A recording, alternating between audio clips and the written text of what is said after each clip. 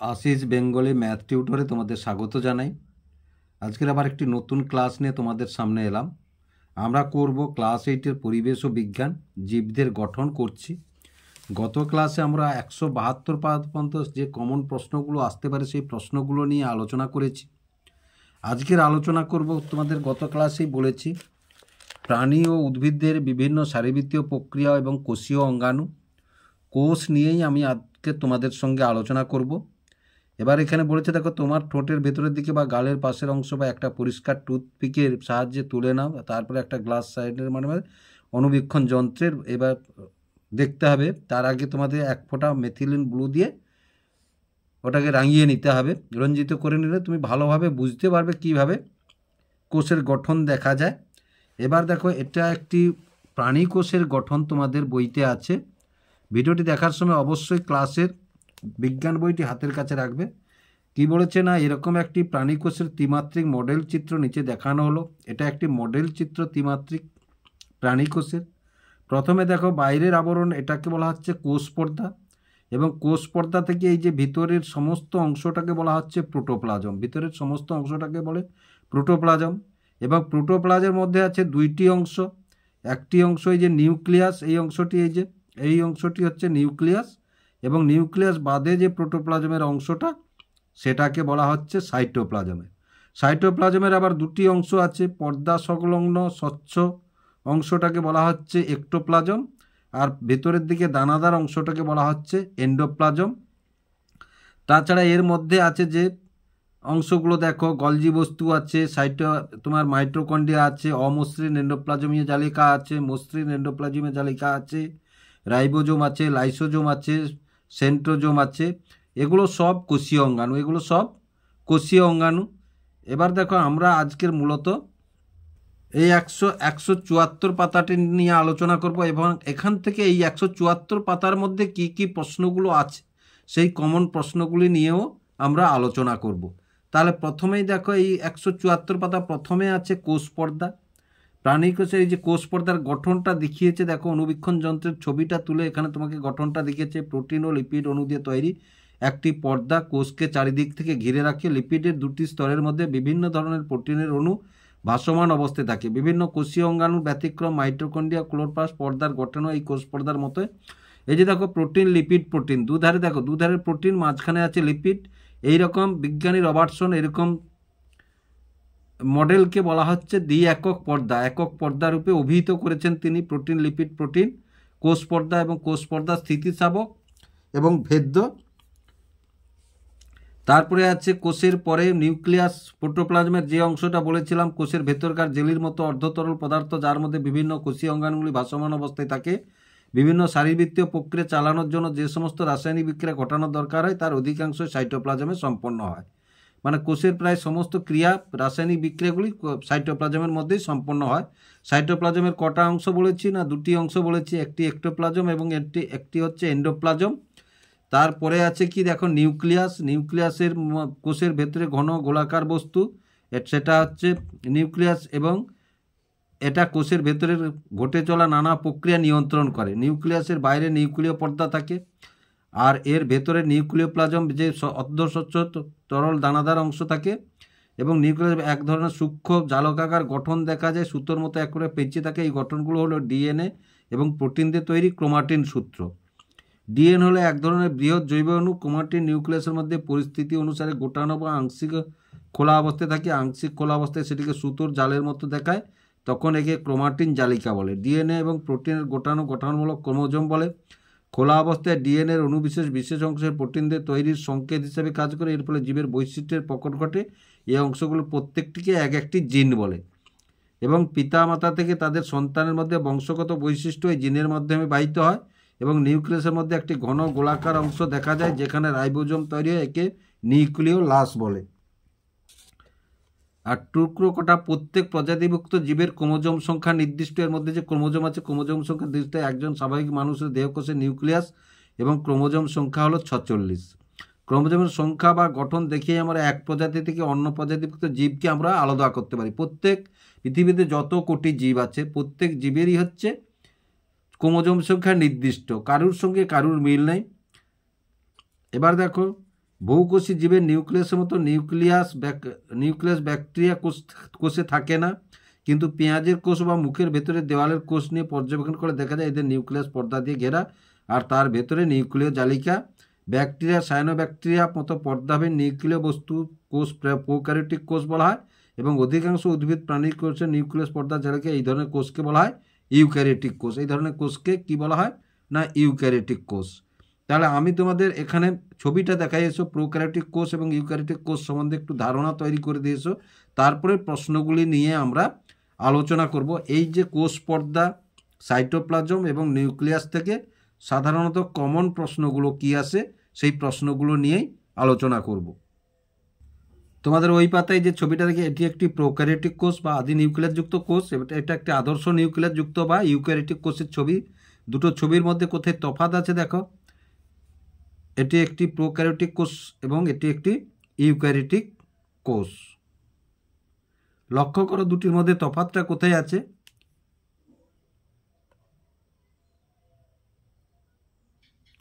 তাহলে প্রথমে দেখো কোষ পর্দা। তাহলে কোষ পর্দা কাকে বলে? এর অ্যান্সার হবে কি, কোষ পর্দা কাকে বলে না প্রতিটি সজীব কোষের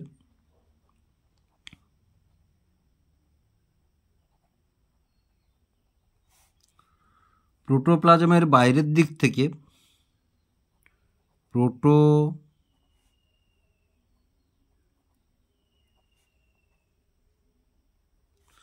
প্লাজমের বাইরের দিক থেকে, তাহলে দেখো কি প্রতিটি সজীব কোষের প্রোটোপ্লাজমের বাইরের দিক থেকে অতি সূক্ষ্ম স্থিতিস্থাপক প্রভেদক ভেদ্য লাইপো প্রোটিন নির্মিত ত্রিস্তরীয় আবরণকে কোষ পর্দা বলে।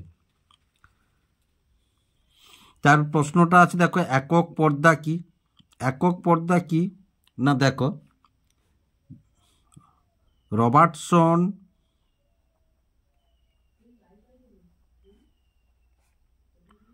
1959 খ্রিস্টাব্দে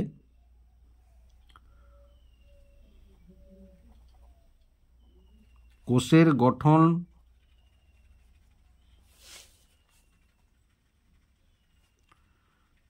গঠনে কোষ পর্দা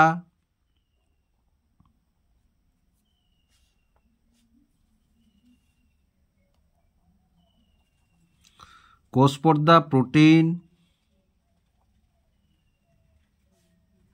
লিপিড,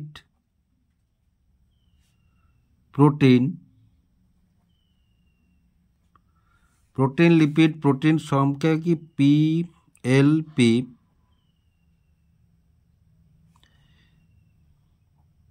এই ত্রিস্তরীয় আবরণকে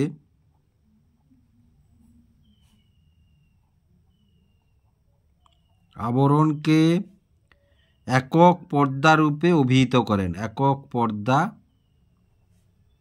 রূপে অভিহিত করেন।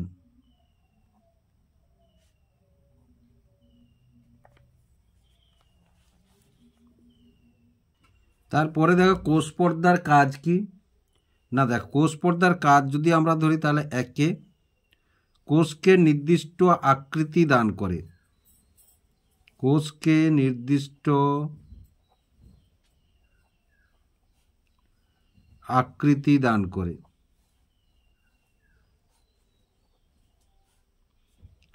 তারপরে যদি ধরি কাজটি কি আছে না কোষের ভেতরের অংশকে রক্ষা করে। কোষের ভেতরের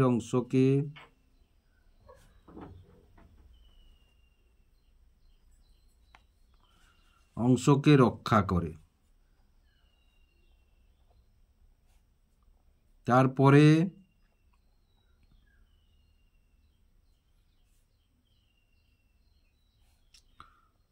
কোষের ভেতরের ও বাইরের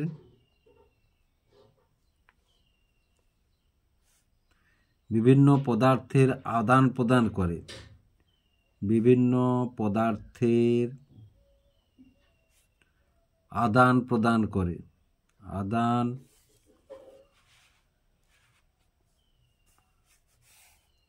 প্রদান করে। তারপরে কোষ পর্দা থেকে কয়েকটি কোষীয় অঙ্গাণু সৃষ্টি হয়। কোষ পর্দা থেকে কয়েকটি কোষীয় অঙ্গাণু সৃষ্টি হয়।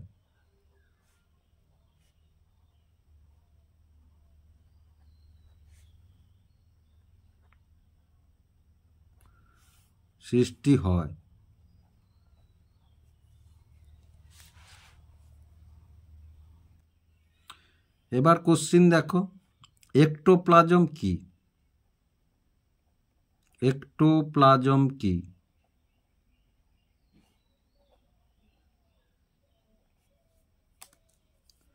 তাহলে দেখো একটোপ্লাজম যদি দেখি, কোষ পর্দা সংলগ্ন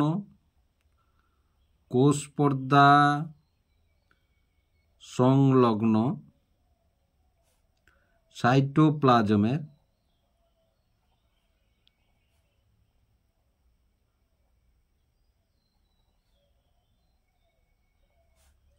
স্বচ্ছ অংশকে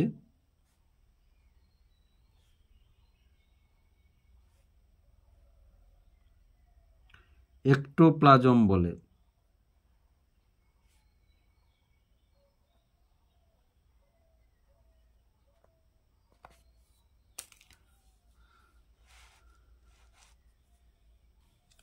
তারপরে দেখো এন্ডোপ্লাজম কি?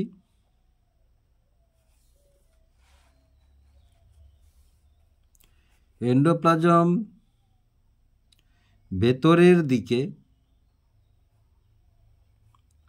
ভেতরের দিকে সাইটোপ্লাজমের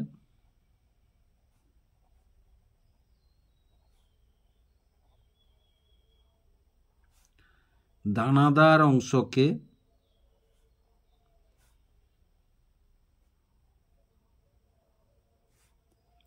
এন্ডোপ্লাজম বলে।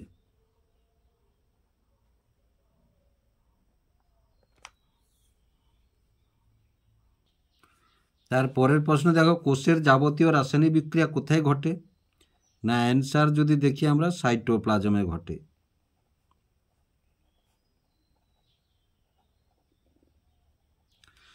দেখো এইখান থেকে ধরো এই প্রশ্নটাকে লক্ষ্য করো, আমি এখান থেকে তোমাদের এমসিকিউ বা ছোট প্রশ্ন বা শূন্যস্থান বা সত্য মিথ্যা এগুলো সব এইখান থেকে তোমরা তৈরি করতে পারবে।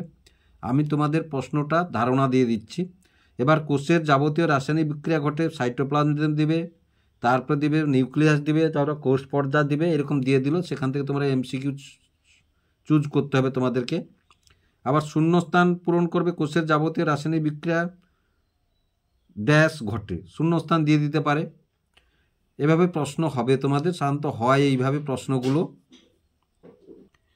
এবার দেখো কোষের মস্তিষ্ক কাকে বলে? না, দেখো কোষের মস্তিষ্ক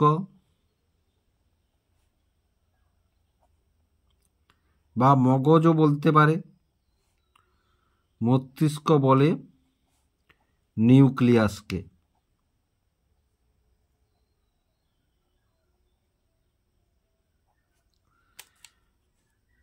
তারপরের প্রশ্ন দেখো, নিউক্লিয়াস কে আবিষ্কার করেন?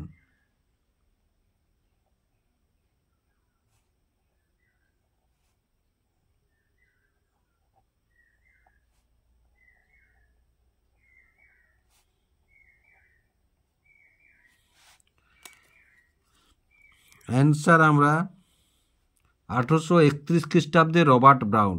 1831 খ্রিস্টাব্দে রবার্ট ব্রাউন।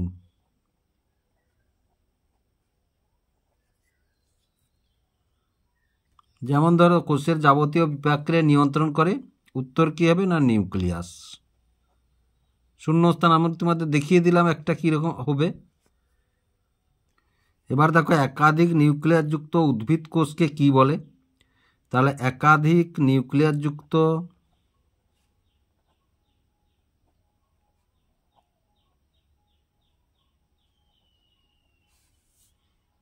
নিউক্লিয়াস যুক্ত উদ্ভিদ কোষ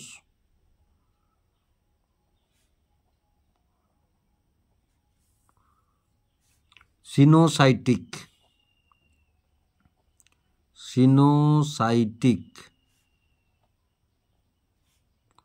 উদাহরণ যদি দেখি তাহলে মিউকর।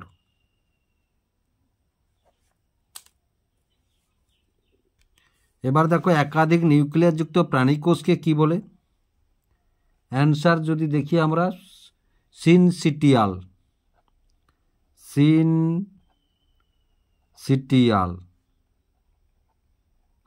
এটা একটা শব্দ, সিনসিটিয়াল। উদাহরণ হচ্ছে সরেক পেশির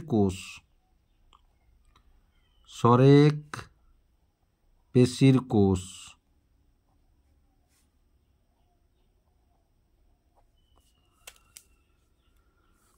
তারপরে কোশ্চিন দেখো, নিউক্লিয়াসবিহীন উদ্ভিদ কোষ। নিউক্লিয়াসবিহীন উদ্ভিদ কোষ হচ্ছে শিবনলের সঙ্গী কোষ।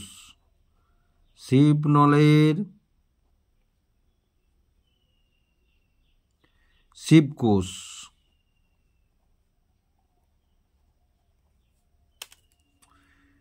তারপরের প্রশ্ন দেখো, নিউক্লিয়াসবিহীন প্রাণীকোষ লোহিত রক্তকণিকা।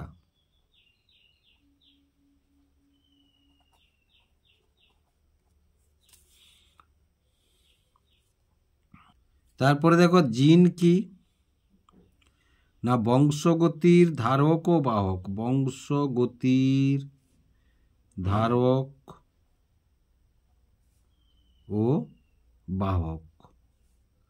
বাহক হলো জিন। তারপরের প্রশ্ন দেখো, ডিএনএর পুরো নাম লিখো। ডিঅক্সি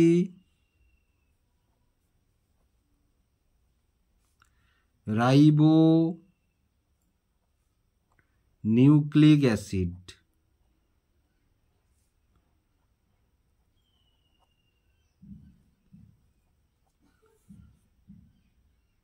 এবার দেখো, এটা তোমাদের 2 নম্বরের প্রশ্নের মতো হতে পারে। নিউক্লিয়াসের কাজগুলি কি কি, বা কোষ পর্দার কাজও 2 নম্বরের প্রশ্ন হতে পারে। তাহলে অ্যান্সার যদি আমরা লিখি 1, কোষের যাবতীয় বিপাকক্রিয়া নিয়ন্ত্রণ করে। কোষের যাবতীয় বিপাকক্রিয়া নিয়ন্ত্রণ করে।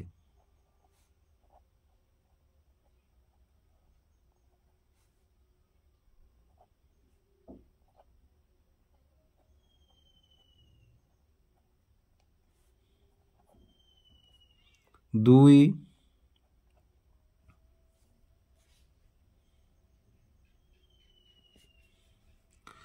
ক্রোমোজোমের মধ্যে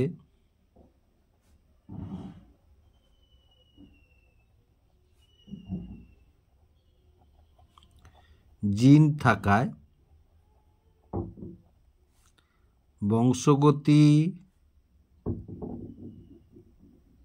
বংশগতির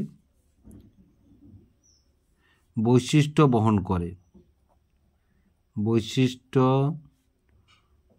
করে। 3,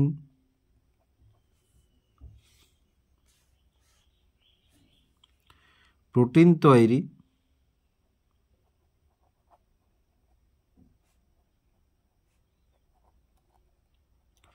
ও রাইবোজোম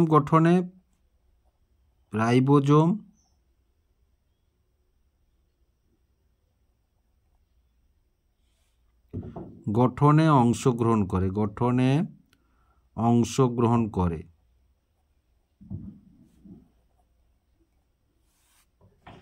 4, কোষ বিভাজনে মুখ্য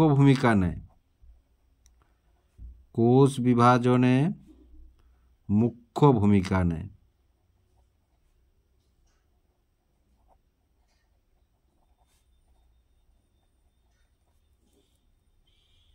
তাহলে দেখো, আমরা এখানে প্রোক্যারিওটিক কোষ এবং ইউক্যারিওটিক কোষ পেয়েছি। দুটি পার্থক্য লিখো। তাহলে দুটি পার্থক্য যদি লিখি, দেখো প্রথমে তাহলে 1 লিখি না দেখো নিউক্লিয়াস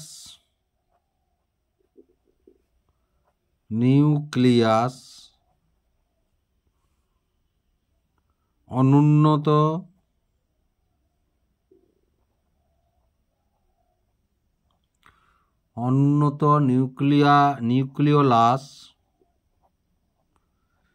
নিউক্লিওলাস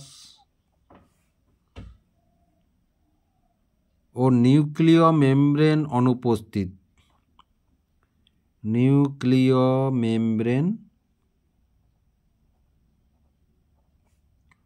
অনুপস্থিত। এধারে যদি দেখি উন্নত জটিল আদর্শ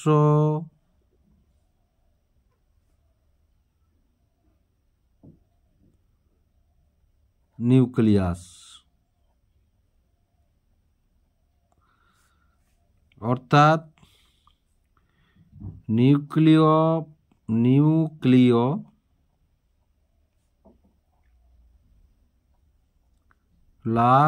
ও নিউক্লিয়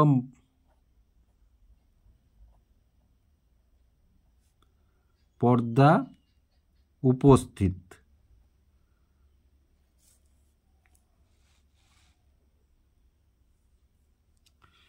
তারপরে দেখো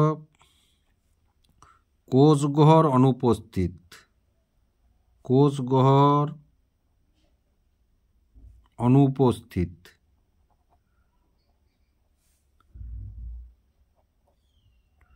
কোষগহ্বর উপস্থিত।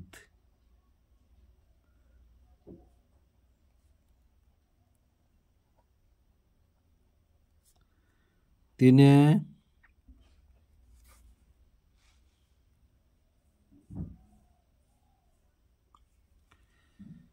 কোষ বিভাজন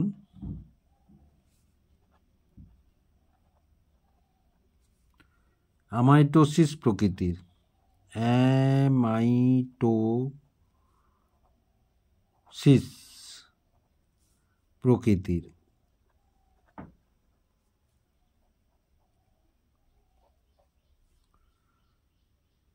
কোষ বিভাজন মাইটোসিস